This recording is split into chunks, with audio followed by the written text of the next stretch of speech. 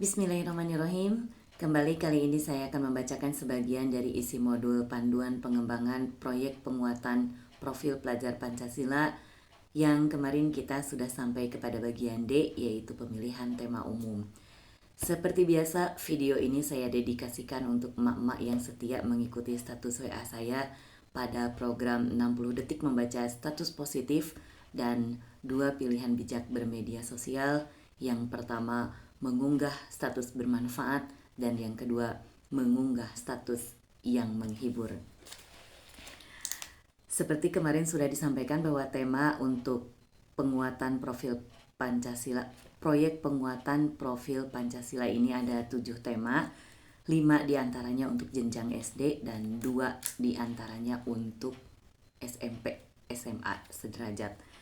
Yang pertama yaitu gaya hidup berkelanjutan, yang kedua kearifan lokal, yang ketiga Bhinneka Tunggal Ika, yang keempat bangunlah jiwa dan raganya, itu dimulai dari jenjang SMP, suara demokrasi dimulai juga dari SMP, berekayasa dan berteknologi untuk membangun NKRI, dan yang terakhir adalah kewirausahaan.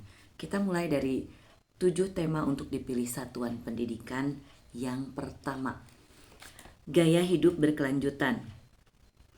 Memahami dampak dari aktivitas manusia, baik jangka pendek maupun jangka panjang, terhadap kelangsungan kehidupan di dunia maupun lingkungan sekitarnya. Pertama, peserta didik mengembangkan kemampuan berpikir sistem untuk memahami keterkaitan aktivitas manusia dengan dampak-dampak global yang menjadi akibatnya, termasuk perubahan iklim. Tentu saja bukan iklim grup band yang favorit saya itu. Siapa penggemar iklim? Boleh komen di bawah. Peserta didik dapat dan membangun kesadaran untuk bersikap dan berperilaku ramah lingkungan serta mencari jalan keluar untuk masalah lingkungan serta mempromosikan gaya hidup serta perilaku yang lebih berkelanjutan dalam keseharian. Salah satunya kalau dalam kurikulum 2013 ini sebetulnya sudah ada juga pada materi intrakurikulernya, yaitu pada tema 5 perubahan cuaca dan perubahannya. Tema 5 itu cuaca. Tema 5 cuaca, di dalamnya membahas tentang pengertian cuaca, perubahan cuaca, dampak perubahan cuaca dan lain sebagainya. Termasuk juga di dalamnya adalah pengolahan limbah plastik. Karena limbah plastik memiliki salah satu dampak juga terhadap lingkungan, perubahan lingkungan. Peserta didik juga mempelajari potensi krisis berkelanjutan yang terjadi di lingkungan sekitarnya, seperti bencana alam akibat perubahan iklim, krisis pangan, krisis air bersih, dan lain sebagainya, serta mengembangkan kesiapan untuk menghadapi dan memitigasinya. Memitigasi itu dalam KBBI pengertiannya adalah mengurangi dampak bencana alam. Jadi kalau misalnya khusus untuk ibu bapak guru mempelajari PMM, itu salah satu manfaat yang saya rasakan. Memang banyak kata-kata asing yang pertama kali saya jumpai itu memang dalam PMM. Misalnya penyintas. Apa itu penyintas? Dalam keseharian, dalam sumber-sumber ajar yang biasanya saya belum pernah menemukan kata penyintas sebelumnya. Tapi ketika membuka PMM ada penyintas. Apa itu penyintas? Kalau dilihat dari katanya penyintas, saya memprediksi ketika itu pasti kata dasarnya adalah sintas. Ternyata betul, begitu dicari di KBBI ada sintas, di bawahnya penyintas. Penyintas itu adalah seseorang yang mampu bertahan hidup. Jadi sintas itu bertahan. Tuh, baru tahu kan? Yang baru tahu boleh komen di bawah. Kemudian, kalau tema gaya hidup berkelanjutan ini sebetulnya kalau menurut pandangan saya ini adalah tema yang paling kontekstual untuk tingkat SD, tema yang paling banyak pilihan untuk menentukan elemen dan subelemennya. Kemudian tema yang paling mudah juga untuk mengembangkan dimensi-dimensi sikap untuk P5 bagi anak-anak sekolah dasar begitu ya. Karena ini tema yang sangat kaya sekali kita bisa membidik persoalan kebersihan lingkungan, kemudian pengolahan limbah, kemudian gaya hidup yang lainnya seperti kebiasaan-kebiasaan baik anak-anak yang berkelanjutan begitu, membawa air minum sendiri dari rumah dan lain sebagainya. Tema yang kedua yaitu kearifan lokal, membangun rasa ingin tahu dan kemampuan inquiry melalui eksplorasi tentang budaya dan kearifan lokal masyarakat sekitar atau daerah tersebut serta perkembangannya.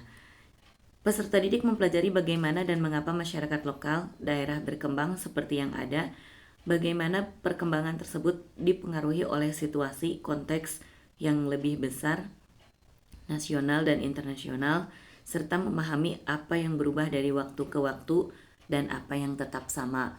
Misalnya kalau kemarin di sekolah saya sudah mengadakan bazar makanan tradisional, di sana ada makanan-makanan yang bertahan sebagaimana makanan tradisional sejak dari awal, seperti Putri Noong misalnya, itu tidak mengalami inovasi, tapi seiring berubahnya dari waktu ke waktu, ada beberapa makanan yang ditambahkan keju misalnya, kemudian surabi ada yang rasanya tidak lagi surabi oncom begitu. Banyak ada dinamika perkembangan pada makanan-makanan tradisional juga. Tapi kalau saya sendiri, saya terbilang orang yang sangat mendukung orisinalitas kearifan lokal. Jadi waktu itu juga ada pupuhnya pupuh raihan, dan saya ternyata lebih suka pupuh yang murni, pupuh yang asli, pupuh buhun. Jadi lebih suka versi pupuh buhunnya dibandingkan pupuh raihan. Sama juga seperti lagu-lagu yang lain, ada kemarin Mojang Priangan yang sudah dibarukan. Saya lebih suka lagu Mojang Priangan versi yang orisinal, yang asli, yang pertama kali terbit. Peserta didik juga mempelajari konsep-konsep dan nilai-nilai di balik kesenian dan tradisi lokal, serta merefleksikan nilai-nilai apa yang dapat diambil dan diterapkan dalam kehidupan mereka. Kemudian peserta didik juga belajar untuk mempromosikan salah satu hal yang menarik tentang budaya dan nilai-nilai luhur yang dipelajarinya. Terutama sekali ini kalau untuk orang Sunda, kearifan lokal pada permainan-permainan tradisional anak-anak itu banyak sekali nilai-nilai luhur dan nilai-nilai budayanya. Di antaranya kerjasama, kemudian budaya antri, karena setiap permainan itu membutuhkan aturan main yang siapa main duluan, siapa main belakangan. Itu sangat bagus untuk membangun budaya sosial yang tertib, aman, nyaman, dan luar biasa. Bukan hanya orang Sunda saja sebetulnya ya, tapi karena saya orang Sunda, jadi saya lebih menekankan kepada budaya orang Sunda. Tema yang ketiga, ini ada contoh muatan lokalnya. Contoh muatan lokalnya di Jawa Barat itu sistem masyarakat di Kampung Naga. Saya belum pernah berkunjung ke Kampung Naga dan itu sangat ingin sekali sebetulnya. Mudah-mudahan tahun-tahun ke depan bisa berkunjung ke Kampung Naga. Dan di Papua itu ada sistem masyarakat di Lembah Baliem. Tema yang ketiga adalah Bhinneka Tunggal Ika, mengenal, belajar, membangun dialog penuh hormat tentang keberagaman kelompok agama dan kepercayaan yang dianut oleh masyarakat sekitar dan di Indonesia, serta nilai-nilai ajaran yang dianutnya. Nah, kalau untuk keberagaman agama, karena di daerah saya itu hampir 100% sepertinya.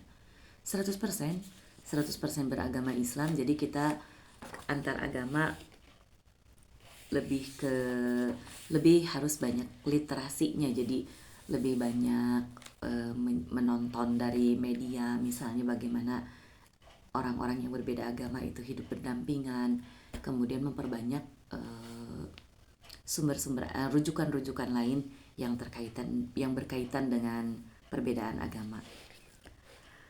Peserta didik mempelajari perspektif berbagai agama dan kepercayaan tentang fenomena global, misalnya masalah lingkungan, kemiskinan, dan sebagainya.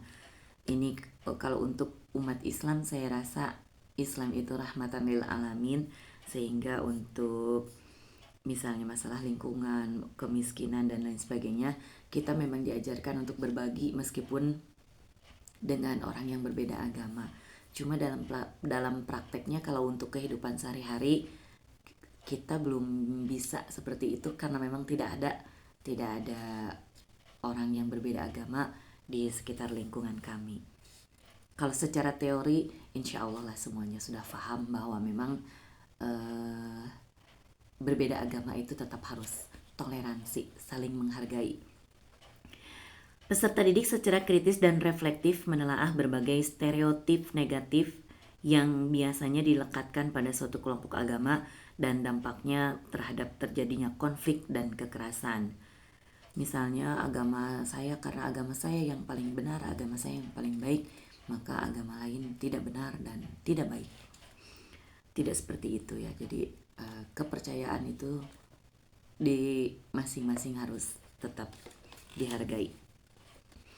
Melalui proyek ini, peserta didik mengenal dan mempromosikan budaya perdamaian dan anti kekerasan. Karena semua agama tidak ada yang mengajarkan kekerasan, kecuali kekerasan dalam tekad untuk meraih cita-cita. Itu Carya Sirukmaya banget. Contoh muatan lokalnya adalah menangkap isu-isu atau masalah keberagaman di lingkungan sekitar dan mengeksplorasi pemecahannya. Tema yang keempat yaitu bangunlah jiwa dan raganya. Ini khusus untuk SMP dan SMA, tapi boleh saya bacakan untuk emak-emak, barangkali ada yang putranya sudah di SMP, kakaknya anak-anak kita yang di SD sekarang ya.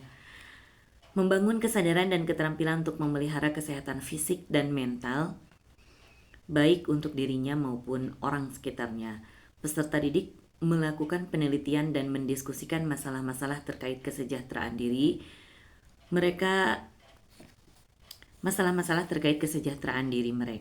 serta mengkaji fenomena perundungan yang terjadi di sekitar mereka, baik dalam lingkungan fisik maupun dunia maya, serta berupaya mencari jalan keluarnya.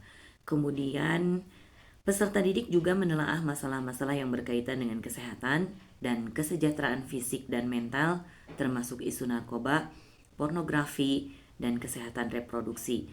Peserta didik merancang kegiatan dan komitmen untuk senantiasa menjaga kesejahteraan dirinya dan orang lain, serta berusaha untuk mengampanyekan isu terkait. Bangunlah jiwa dan raganya ini termasuk tema yang kaya, yang sangat mudah untuk dikembangkan, apalagi untuk jenjang SMP. Ini sama jangkauannya sangat luas seperti tema kearifan lokal tadi ya. Tema yang kelima, suara demokrasi, ini juga untuk SMP sampai SMA. Dalam negara kecil bernama Satuan Pendidikan, sistem demokrasi dan pemerintahan yang diterapkan di Indonesia dicoba untuk dipraktikkan, namun tidak terbatas pada proses pemilihan umum dan perumusan kebijakan. Peserta didik merefleksikan makna demokrasi dan memahami implementasi demokrasi serta tantangannya dalam konteks yang berbeda, termasuk dalam organisasi satuan pendidikan dan atau dalam unit kerja. Dalam dunia kerja, menggunakan kemampuan berpikir sistem, peserta didik menjelaskan keterkaitan antara peran individu terhadap kelangsungan demokrasi Pancasila. Contoh muatan lokalnya adalah sistem musyawarah yang dilakukan masyarakat adat tertentu untuk memilih kepala desa. Tema yang keenam yaitu berekayasa dan berteknologi untuk membangun NKRI. Ini mulai dari kita, dari jenjang SD. Berkolaborasi dalam melatih daya pikir kritis, kreatif, inovatif, sekaligus kemampuan berempati untuk berekayasa membangun produk berteknologi yang memudahkan kegiatan dirinya dan juga sekitarnya. Kalau dulu zaman saya pertama kali mengajar di SD Negeri Lagadar 1, guru kelas 6 itu ada praktik teknologi sederhana membuat berbagai macam parut dari kaleng bekas, kemudian ya banyak itu membuat peralatan-peralatan rumah tangga yang bermanfaat untuk kehidupan sehari-hari ibu-ibu, dan itu dibuat oleh anak-anak kelas 5 ketika itu menurut saya luar biasa.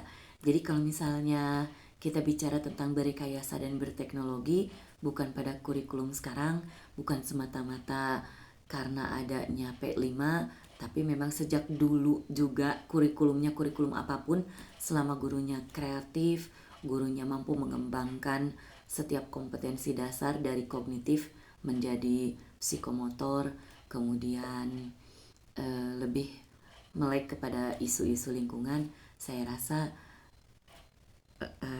kompetensi-kompetensi seperti ini tetap bisa dilaksanakan, dan itu sudah pernah dilaksanakan, selalu dilaksanakan.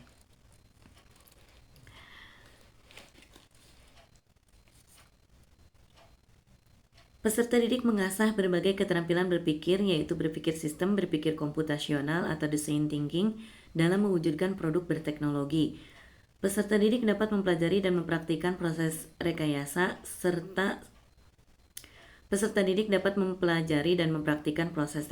secara sederhana, begitu, bukan serta. Mulai dari menentukan spesifikasi sampai dengan uji coba untuk membangun model atau prototipe produk bidang rekayasa. Cuma kalau yang tadi saya ceritakan itu rekayasa, belum termasuk rekayasa, hanya masuk teknologi sederhana ketika itu ya. Di sana sampai diuji juga, misalnya parutan ini cocoknya untuk kelapa, hasilnya bagaimana, yang ini parutan ini untuk singkong cocoknya bagaimana, karena singkong juga kan ada yang diparut halus, ada juga yang diparut kasar. Kalau untuk makanan tradisional itu untuk diparut halus biasanya untuk membuat penganan combro, misro, katimus dan lain sebagainya. Kalau yang kasar, yang diiris kasar, diparut. Kalau yang diparut kasar itu biasanya buat isrud ya, ada makanan Sunda namanya isrud, itu terbuat dari singkong yang diparutnya kasar. Jadi nanti hasil parutannya itu mirip dengan mie gepeng gitu, yang mie glosor itu yang gepengnya begitu. Peserta didik juga dapat mengasah keterampilan coding untuk menciptakan karya digital dan berkreasi di bidang robotika. Harapannya, para peserta didik dapat membangun budaya smart society dengan menyelesaikan persoalan-persoalan di masyarakat di sekitarnya melalui inovasi dan penerapan teknologi. Mensinergikan aspek sosial dan aspek teknologi. Contoh muatan lokalnya adalah membuat desain inovatif sederhana yang menerapkan teknologi yang dapat menjawab permasalahan yang ada di sekitar satuan pendidikan. Jadi kalau misalnya emak-emak sering khawatir anak-anaknya terlalu banyak bergadget gitu, setiap hari main HP, boleh itu diarahkan untuk mengikuti kursus-kursus komputer. Kalau saya belum bisa untuk membuka kursus coding seperti itu, tapi paling tidak mengenal operasional komputer mulai dari Microsoft Office Word dan lain sebagainya, yang dasar-dasar dulu itu mengenal, ada bagusnya buat anak-anak sebagai pengembangan nanti ke depannya mereka akan berteknologi seperti apa di bidang keterampilan coding atau menciptakan karya digital. Kemampuan mengetik memang jadul, tapi harus punya ya, harus bisa, harus mengenal.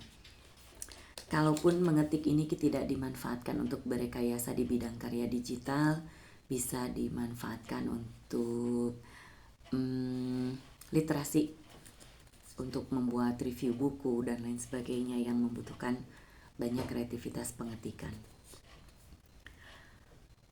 Tema yang ke-7, kewirausahaan, ini tema yang terakhir, mengidentifikasi potensi ekonomi di tingkat lokal dan masalah yang ada dalam pengembangan potensi tersebut, serta kaitannya dengan aspek lingkungan, sosial, dan kesejahteraan masyarakat. Peserta didik kemudian merancang strategi untuk meningkatkan potensi ekonomi lokal dalam kerangka pembangunan berkelanjutan. Melalui kegiatan dalam proyek ini, seperti terlibat dalam kegiatan ekonomi rumah tangga, berkreasi untuk menghasilkan karya yang bernilai jual, dan kegiatan lainnya yang kemudian diikuti dengan proses analisis dan refleksi hasil kegiatan mereka. Kalau dulu mungkin kalau saya saya sampai SMA itu sempat emak saya membuatkan makanan kemudian saya menjualkan, hanya sebatas itu begitu ya. Kita bekal dari rumah kemudian kita jual di sekolah pada jam istirahat, tawarkan kepada guru, jual, kemudian nanti hasilnya dibawa pulang. Nah, kalau untuk sekarang itu anak-anak dianjurkan juga dalam pengelolaan yang lebih dalam, bagaimana menganalisis prosesnya, kemudian merefleksinya. Ini kenapa tidak laku, berapa yang tidak laku, berapa ruginya, dan ke depan bagaimana meningkatkan strategi penjualan dan lain sebagainya. Kalau hanya membaca sebatas teori seperti ini, kita berasa wah, sekolah SD sudah seperti sekolah SMK begitu ya. Tapi kalau kita coba dimulai dari hal-hal yang paling sederhana, wirausaha yang paling sederhana, saya rasa ini bukan hal yang mustahil.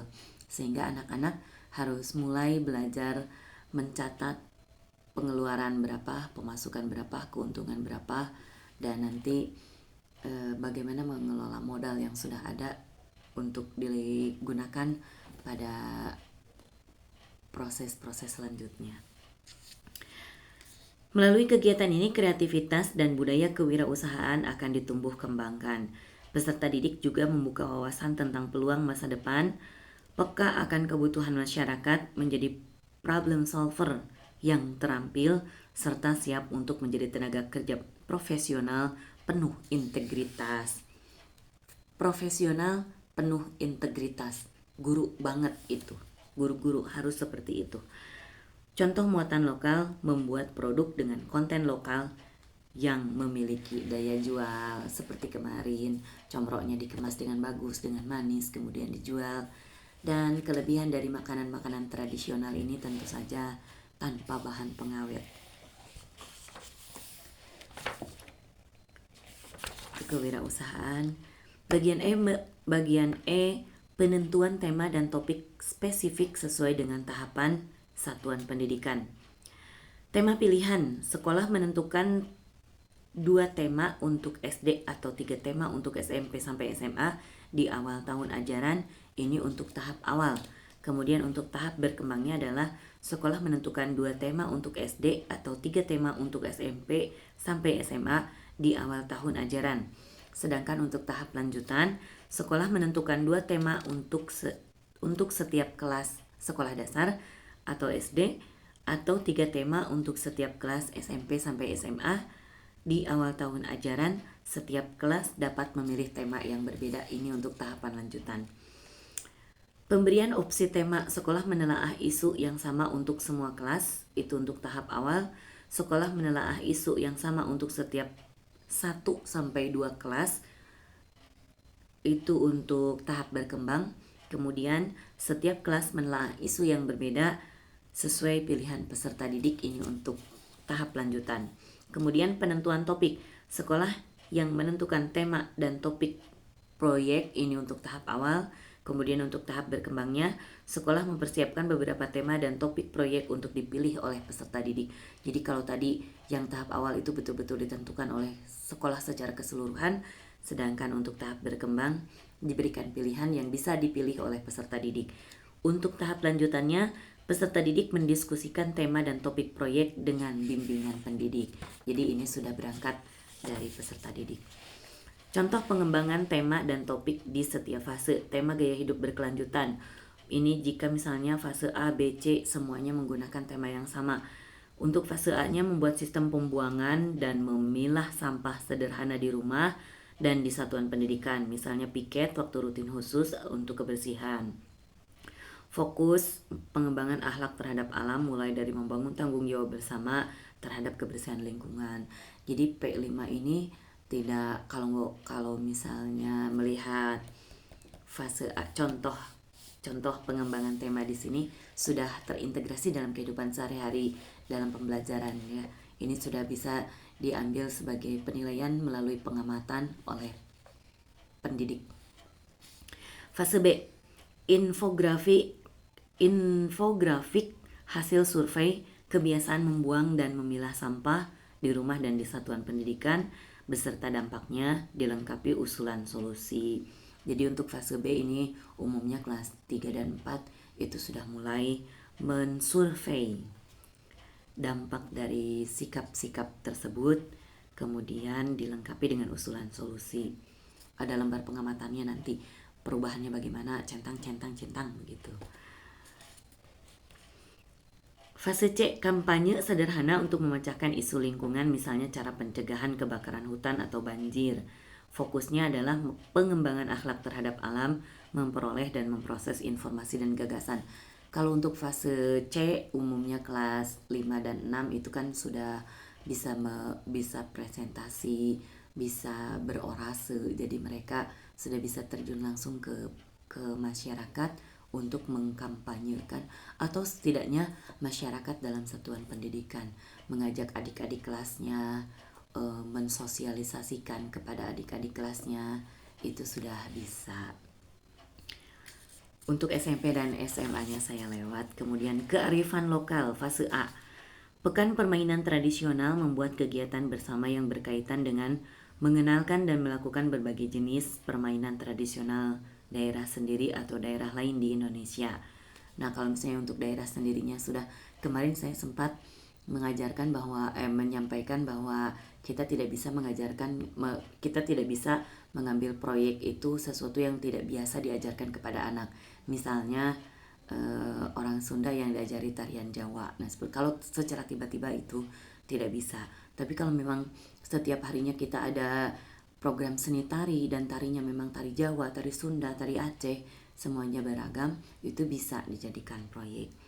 Kemudian fokusnya ini membiasakan mendengarkan pendapat temannya, baik itu sama maupun berbeda dengan pendapat yang dimilikinya. Berbeda pendapat itu sangat penting untuk saling menerima, dan itu harus tertanam sejak dini, sejak anak-anak masih belum dewasa, agar pada saat dewasa mereka tidak temperamental, tidak sukar menerima perbedaan dan lebih mudah untuk bersosialisasi dengan lingkungannya.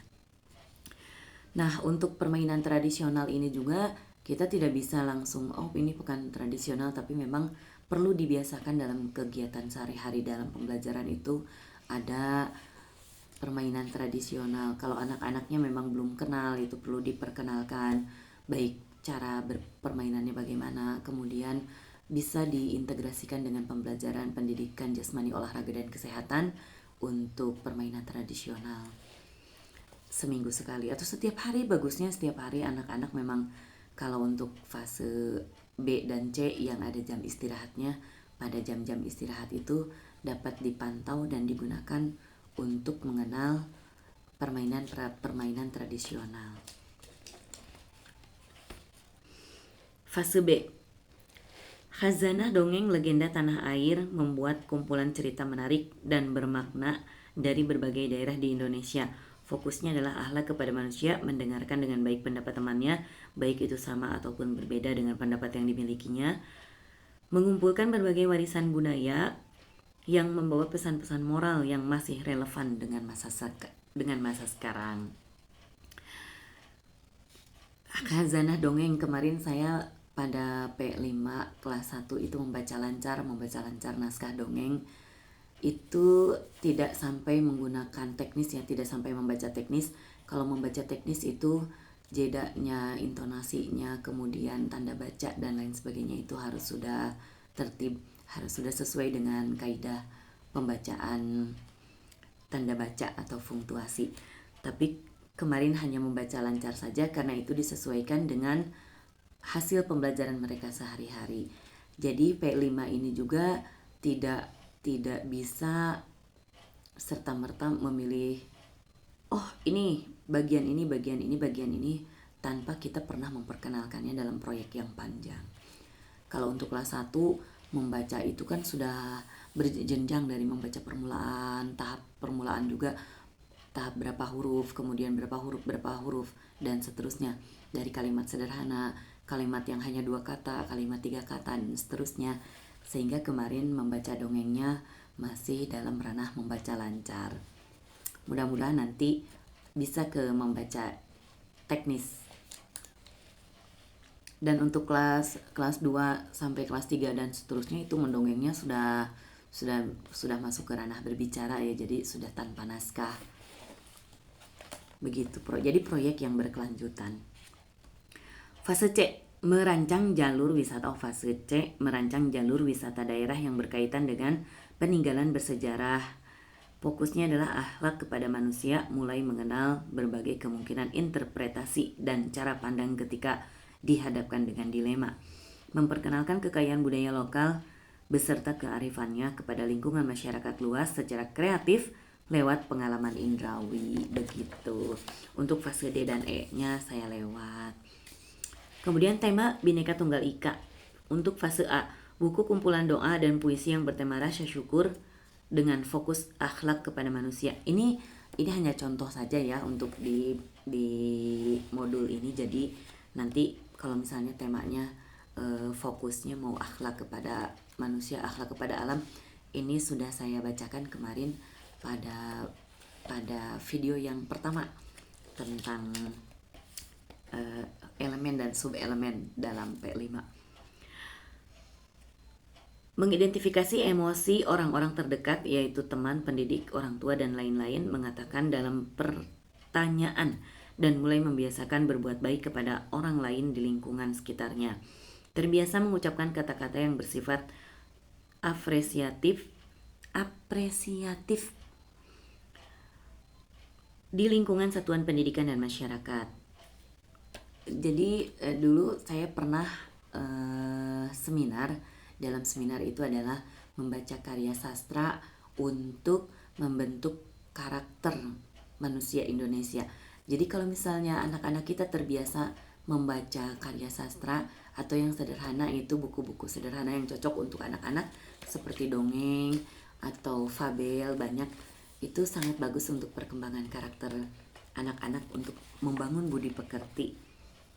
Di sana mereka akan mengenal mana tokoh antagonis, mana tokoh protagonis, sikap yang baik, sikap yang tidak baik, perwatakan, ada wataknya yang begini, wataknya yang begitu.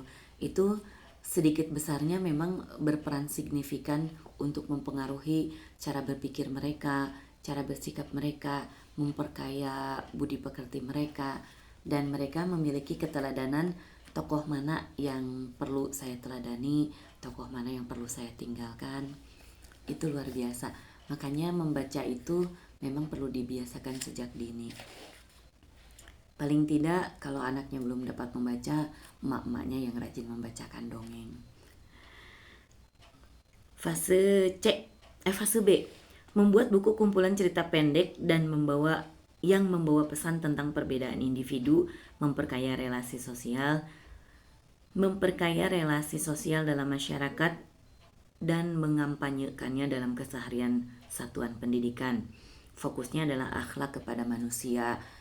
Saya dulu dari kelas 3 SD, dari mulai bisa menyusun kalimat itu memang senang saya membuat catatan harian begitu ya.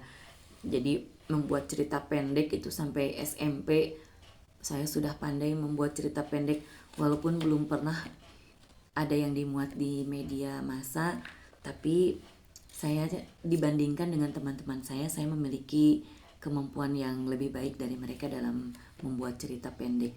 Dan itu sedikit sulit saya menemukan pada siswa-siswa saya sekarang, sehingga saya sempat juga berpikir kenapa mereka tidak bisa menuangkan apa yang mereka pikirkan ke dalam tulisan begitu ya. Sempat sesulit apa sih? Karena saya sendiri tidak mengalami kesulitan. Kalau cuma mencatat hari ini saya dimarahi oleh ibu karena saya bangun terlambat, kemudian saya juga hari ini malas mandi sehingga ibu marah-marah. Kalau hanya untuk bercerita seperti itu, saya rasa seharusnya anak usia 8 sampai 12 tahun untuk jenjang SD itu kelas 2, kelas 3 mestinya sudah bisa itu ya, mengarang narasi sederhana berkaitan dengan kehidupan sehari-hari.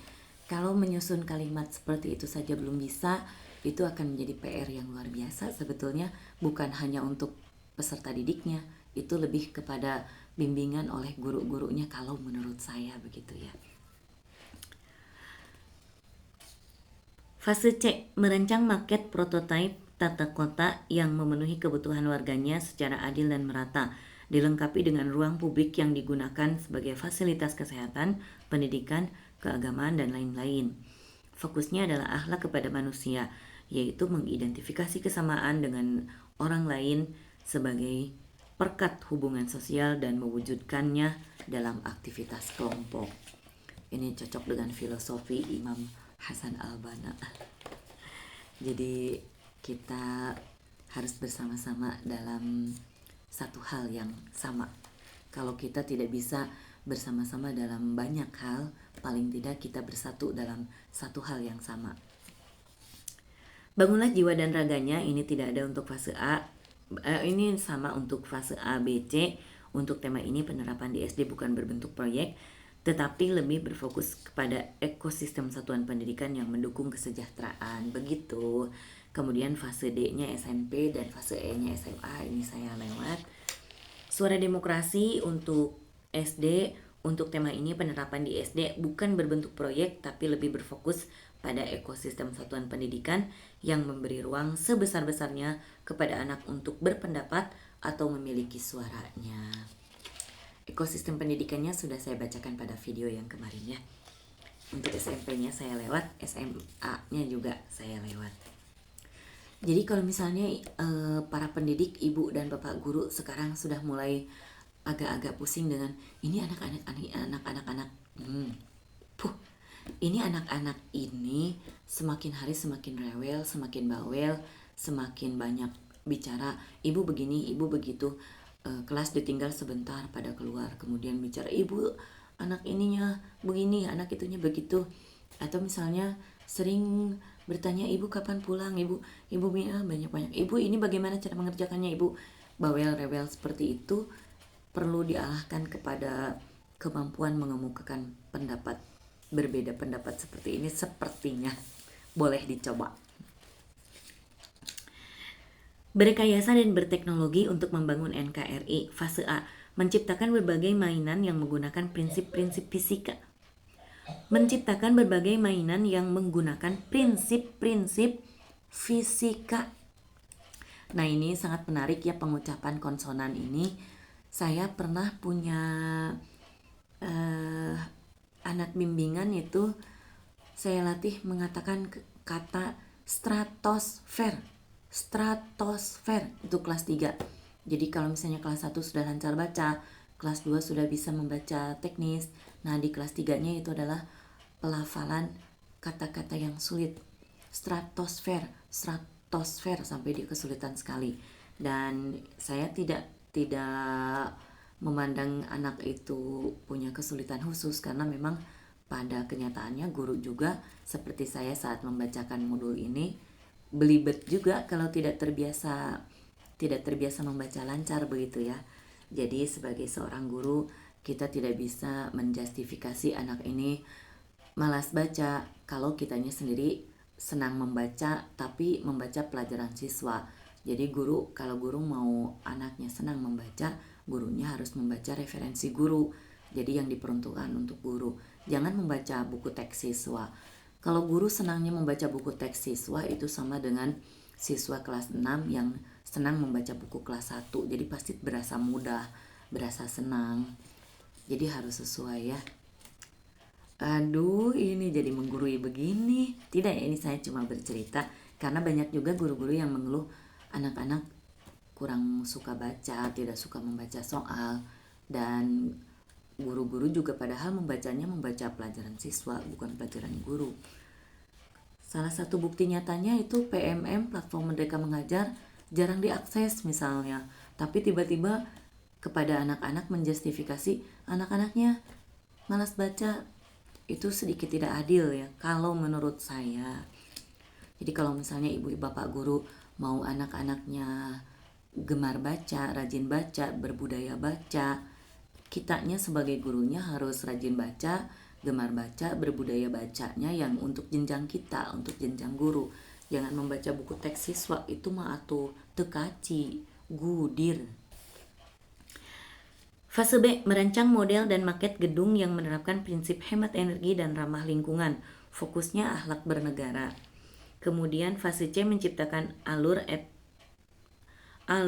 upcycling barang bekas menjadi benda-benda fungsional sebagai salah satu solusi penanganan sampah anorganik. Fokusnya adalah akhlak bernegara juga, mengidentifikasi dan memahami peran, hak, dan kewajiban dasar sebagai warga negara yang mulai mempraktikkannya dalam kehidupan sehari-hari. Begitu.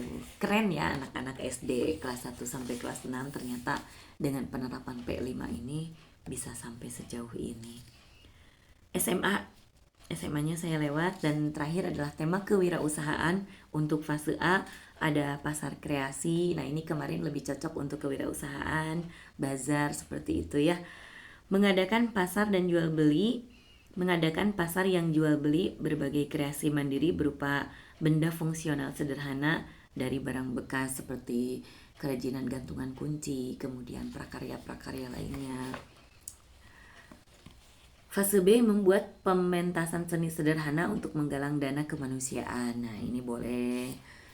Kalau saya kemarin sempat merekomendasikan untuk penggalangan dana cinta literasi itu atau cinta pustaka. Karena di sekolah saya masih kekurangan buku-buku literasi yang cocok untuk kelas 1, 2, dan 3. Fase C merancang panduan pembuatan catatan pengelolaan uang pribadi.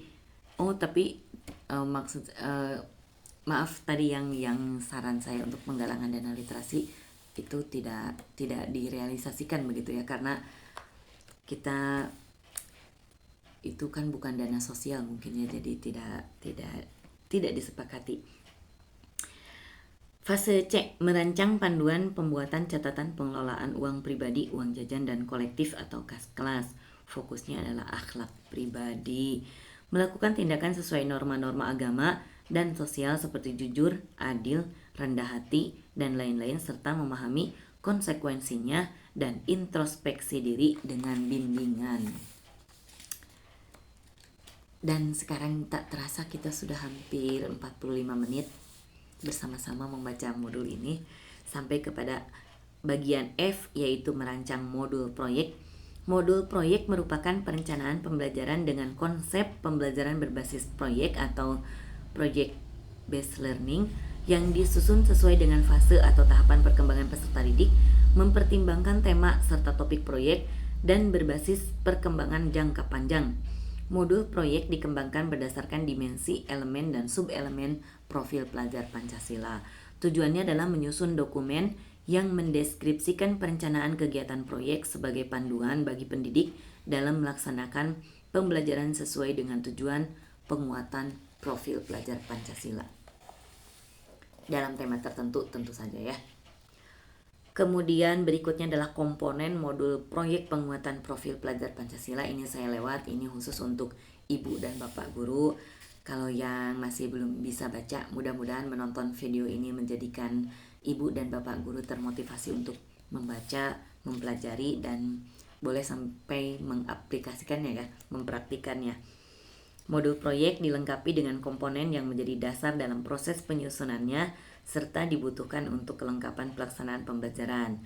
Modul proyek umumnya memiliki komponen sebagai berikut. Ada informasi umum, ada komponen inti, kemudian ada lampiran, itu berupa lembar kerja peserta didik, bahan bacaan pendidik dan peserta didik. Nah, ini yang saya sampaikan pada video sebelumnya, bahwa akan sangat tidak adil jika kita menginstruksikan atau memerintahkan atau meminta peserta didik untuk mengumpulkan bahan bacaan sedangkan pendidiknya sendiri tidak menyiapkan apa-apa begitu ya. Itu sangat tidak adil. Jadi kita harus adil.